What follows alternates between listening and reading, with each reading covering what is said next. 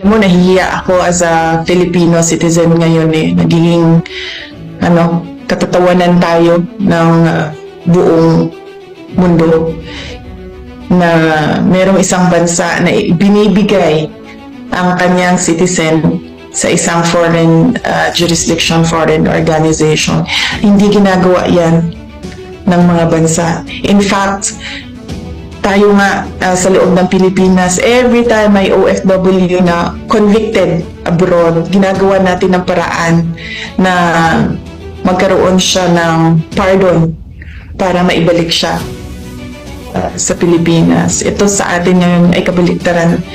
Akusado lang ng 43 cases, 43 counts of murder na binigay natin sa isang foreign jurisdiction without any legal basis.